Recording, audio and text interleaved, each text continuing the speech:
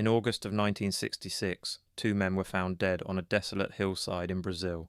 They weren't murdered in a way you'd expect. There was no blood, no wounds, no signs of a fight. Instead, they were lying side by side, neatly dressed in formal suits covered by raincoats, and on their faces were bizarre handmade lead masks, like the kind you'd use to shield your eyes from radiation. The scene was chilling, like something pulled straight from science fiction. Next to the bodies was a notebook with a few cryptic sentences, written in Portuguese. Be at the specified location at 4:30. Take capsules after the effect protects. Await signal. That was it. No further explanation. No names. No details about who told them to do this or what they expected to happen. The men were identified as Manuel Pereira da Cruz and Miguel José Viana, two electronics technicians from a small Brazilian town. Friends and family said they had been obsessed with the idea of contacting extraterrestrials or communicating with spirits. They had spoken about scientific experiments and powerful energies, but no one knew exactly what that meant. Investigators speculated they had ingested some kind of hallucinogenic or poisonous substance, possibly as part of a ritual. But here's the thing, when autopsies were performed, the cause of death couldn't be determined. No drugs were conclusively found in their system, no toxins identified. It was as if they had just stopped.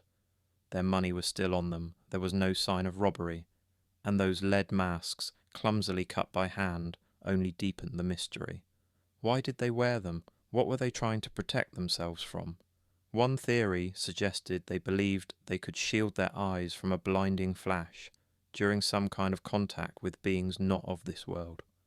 Another suggested it was linked to a local group dabbling in occult practices, where followers carried out strange experiments in the hopes of achieving enlightenment or survival after an apocalyptic event.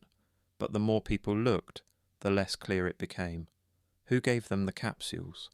Why wait for a signal? Why choose such a remote hilltop, known more for its view than anything else? The case was never solved, and even now, decades later, it's treated as one of Brazil's greatest unsolved mysteries. Two men, intelligent and seemingly rational, went up a hill with a plan. They believed they were on the verge of something incredible, something world-changing. Instead, all that was left were their bodies, two lead masks, and a note that raised far more questions than answers. Was it a failed scientific experiment? A cult ritual gone wrong? A delusional belief in aliens that ended fatally? Or something even darker, something orchestrated by people who knew they'd never live to tell the truth? No matter how you look at it, the lead mask case remains a story that feels almost unreal. And yet, it happened.